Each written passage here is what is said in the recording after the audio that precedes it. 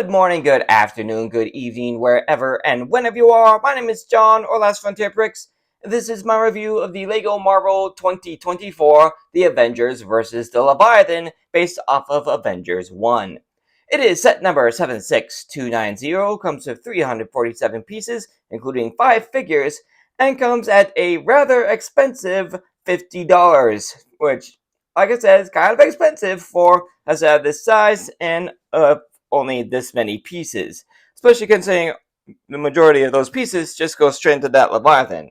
Now, don't get me wrong, I'm glad for that, and I kind of want that, but again, $50 feels a bit expensive for just what you're seeing on the box. The box art shows off the full set in all its glory, here with the Leviathan basically taking up half the box, along with all your minifigures being the Hulk, Black Widow, Captain America, Loki, and a Chitauri warrior. And then, of course, it has the Infinity Saga logo with that Iron Man holding all 6 Infinity Stones. Take a look at the top of the box. Actually, it has the usual Lego Marvel minifigure style look with the comic book look and a 1-to-1 scale image of the Black Widow minifigure. Swing around to the back, you see another image, just seeing that the Leviathan kind of has a bit of a buildable stand, and so it kind of gives off the impression that it's floating just above the ground. And then, of course, you get all your figures again, along with this, and seeing a couple of display features showing that the Leviathan is fully posable, and the addition of a couple of stud launchers over the shoulders. I gotta admit, comparing the images to on the box to the Leviathan that I already have via the Avengers Tower, I honestly don't know how much different the process is going to be for these two, with the exception of the two shorter display stands and the added stud launchers. I really can't tell there's going to be that much of a difference between the two, but we'll go ahead and find out anyway. This box does have the push tabs, so you do have to damage the box in order to get to them. In order to open it, we got 1, 2, 3 bags with the Hulk's torso just sitting out there all by his lonesome. Doesn't look like we have any stickers, thank goodness. Nope, nothing coming out of the bag. So yeah, I don't think there are any stickers in this. Then you got your usual, somewhat CGI rendering of the sunset on the front of the instructions. Once again, we have an ad for paper bags with no paper bags, along with the Lego Builder app, and then you just jump straight into the build. Oh, there you got your parts list and your completed set, and no additional sets being advertised, which is kind of strange because this came out with quite a wave of Marvel sets. You had the Thor versus Surtur, you had the Hydra versus Iron Legion, you had the Age of Ultron diorama. You actually had some pretty solid sets this thing came out with. Anyway, we'll go ahead and jump into the time lapse of this build, starting right now.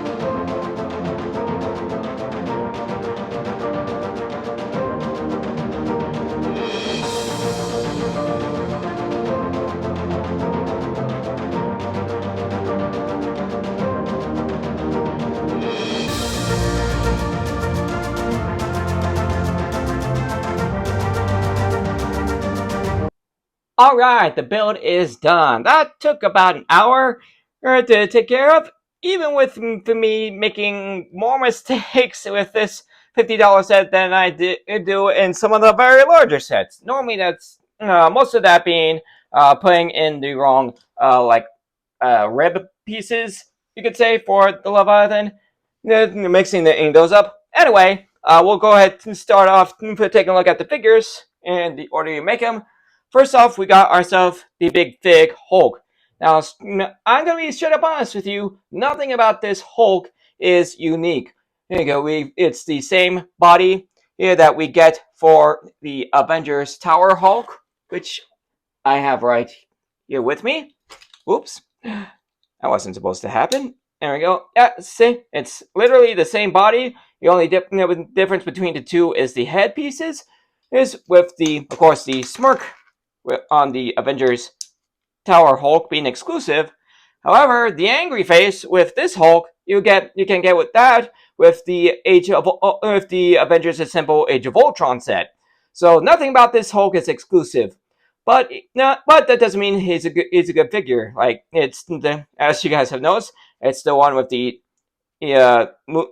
movable head and the detachable hairpiece.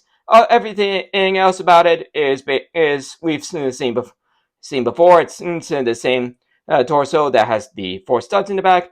So again, nothing exclusive about this Hulk, but that doesn't mean he's not a good figure. Next up, we got Captain America. Again, nothing exclusive about him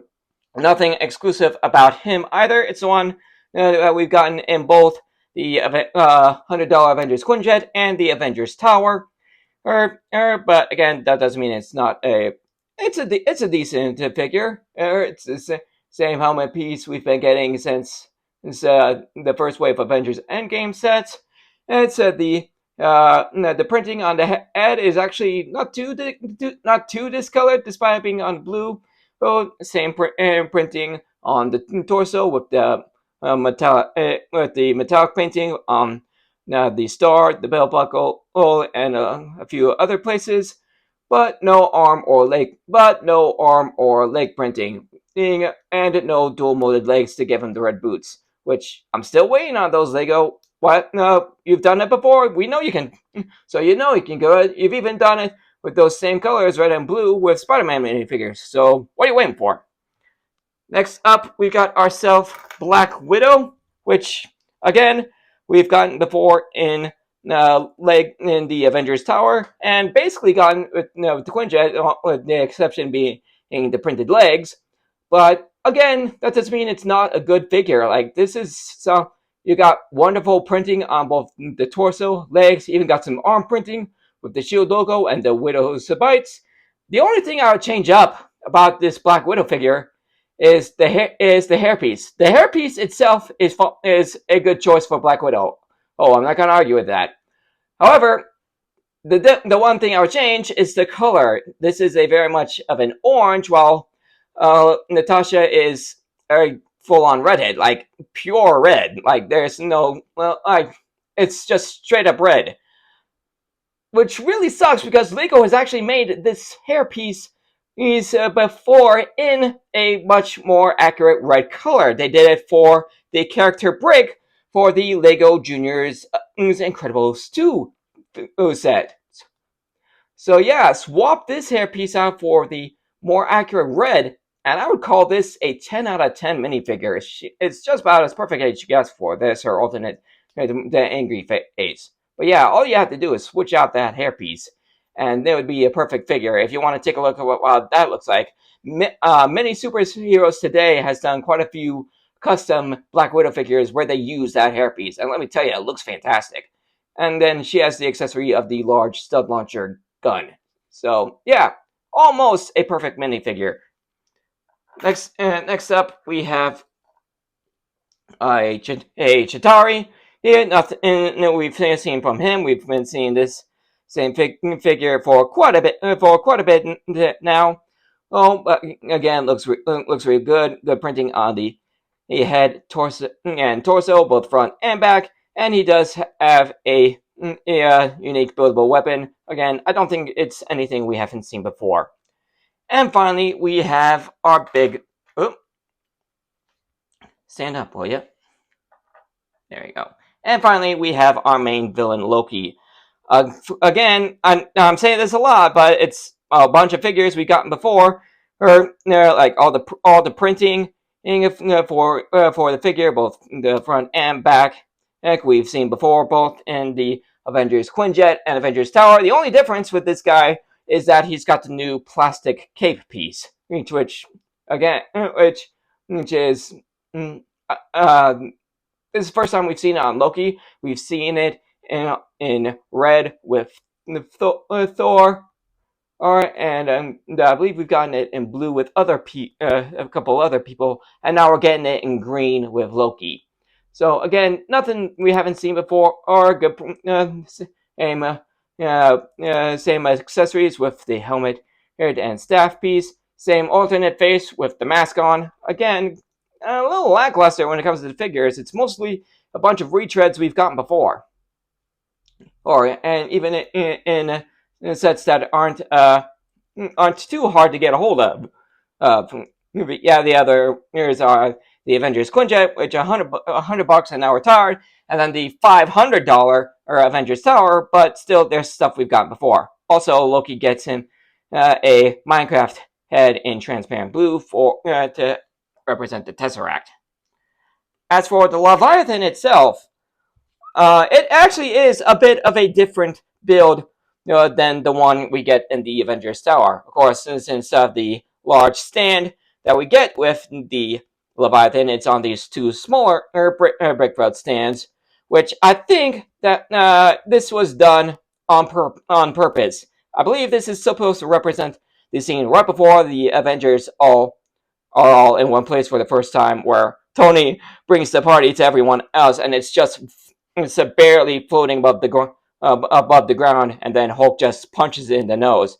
In fact, I believe if the height was done, like I said, I believe that height was is done on purpose, because put this thing on the ground, it doesn't really look like it.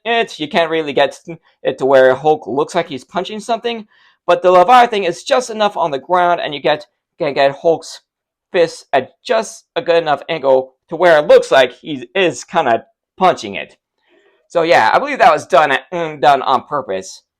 But there are a few differences with this Leviathan than there is in the Avengers Tower Leviathan. I'll go ahead and bring that guy over right now. And like I said, there are a few differences between the two. First off, strangely enough, you could almost call it a Jurassic World reference, because comparing the Avengers Tower Leviathan and this Leviathan, this one's got more teeth. I actually counted them off. The Avengers Tower Leviathan that's only got 6 teeth, all in the front of the mouth. While this guy, he's got teeth all over the place. He's got them in the front of the mouth and on the side. Grand total 24. So yeah, more teeth.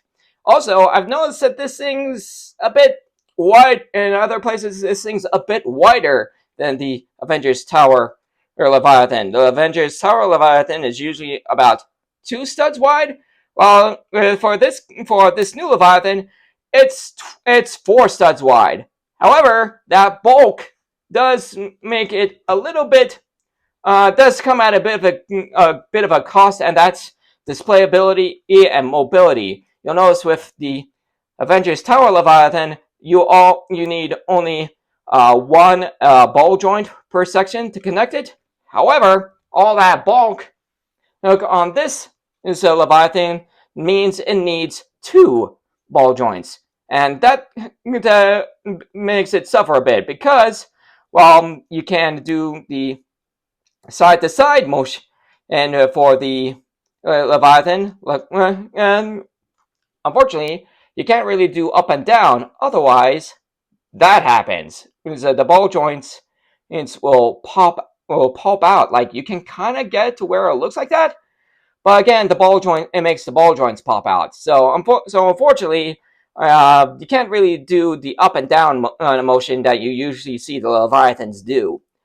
But other than that, it looks really good. Like, you can get into this thing in some pretty good poses. The mouth is, again, looks really good, fully loaded with teeth, and again the jaw can open wide. Either there's enough strength in the ball joints means that you can move the head in just about anywhere you want, and it'll hold that pose. And then of course you can all the fins on the side are on ball joints as well, so you can get those guys in some pretty good poses as well. So yeah, like take a look at this. That looks pretty good. Oh, and one thing I almost forgot to mention is that you do have a empty space right here, which is big enough to fit a figure on the back, much like the Avengers Tower Leviathan. So, like, you could throw Loki on top of there, or if you want, which probably be more accurate, you could throw on the Chitauri as well. I mean, you do see Thor and Hulk fighting some Chitauri on top of the Leviathan. Not to mention, you also see the Leviathan being used as something of a troop transport for the Chitauri. So that'd be pretty cool as well. So for $50, I feel like this thing is a bit overpriced. At I believe that the piece count was 374 for $50. And with all the minifigures basically being retreads. Actually, before we do that, I actually thought of something I had wanted to do with this guy that I almost forgot about, and I want to see how well this thing looks on the big stand, on the stand for the Avengers Tower Leviathan. So let's, can this stand hold the extra weight?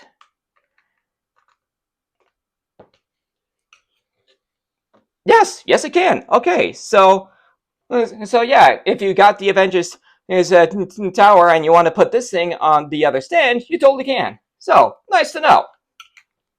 But I still feel like this thing's a bit overpriced with the price. There's, again, all the figures are figures we've seen before. I mean, I guess you could kind of try to justify it with the big fig, Hulk, because those always cost more to make. But I feel like this set could have done better. Mainly with the minifigure selection. We've gotten we got most of these guys in other sets, but personally, I think the choice of Avengers could have done. The Avengers themselves could have done better. It's nice that we get the new Hulk in here, and a set that's literally 10 times cheaper than the Avengers Tower. Again, mainly with a different face print, but others say would probably be a better face print because it's a more Hulk-looking face print, and he's got the angry face on instead of the smirk. However, the ones I would change up are Captain America and Black Widow. Counting this set, Avengers Tower, and the Quinjet, this is the third time we've gotten these figures.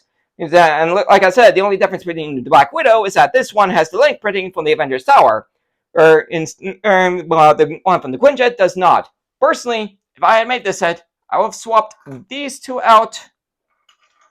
Let me get the out here for Thor. There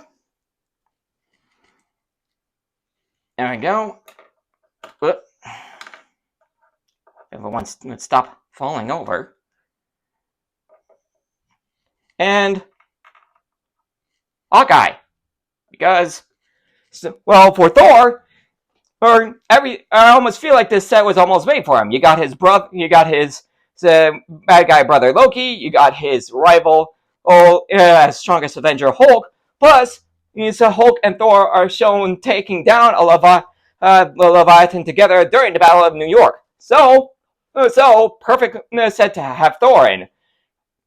However, I also think this would be a great way for us to get that Hawkeye exclusive to the Avengers Tower in a much cheaper set. Again, he's in the Battle of New York, and he's tied with Thor for having the most guff against Loki because he brainwashed him. So why not? And again, the only other set Hawkeye is the Avengers one Hawkeye is in is that $500 Avengers Tower, which not everybody can afford to get a hold of. And to make things even better, throw in the Quinjet set, which already had Thor, Iron Man, Cap, and Black Widow, and you got yourself a pretty cool battle set thrown in. You got all 6 Avengers. You got the main villain. You got Chitauri. You've got the Quinjet, he is the main vehicle, and a Leviathan. Admittedly, the Leviathan's quite a bit out of scale with that Quinjet. It'd probably be better if the sizes were reversed. But again, you got all 6 Avengers in 2 sets for $150. Pretty solid setup, if you ask me. Unfortunately, that's not exactly the world we live in. So we get figures of Captain America and Black Widow, which we've already got, and that Hawkeye remains locked behind a $500 price tag, which not everybody can afford. So yeah, personally, that's how I would have changed up this set if I was the one designing it. But for what we get, it's not too bad. I mean, if you already got the Avengers Tower, you don't really need anything that's here. But for those of us who can't afford a $500 Lego set, at least you get a little bit of what that set's like. You get three Avengers. You got your main baddie plus the Leviathan. But if you already have the Avengers Tower, the only reason you'd really want to get this set is if you want another Leviathan. So I got mixed feelings about this set. So you guys can decide whether you want to pick this one up or not. So that will be the end of this video. Thanks for joining me for it. If you guys enjoyed it, you know what to do. Hit like, subscribe, all that stuff. Ring the bell to be notified of all videos as soon as they become available. Check out my channel and some more of my content on the end screen in just a few seconds. And I will see you all in the next video. Later, everybody.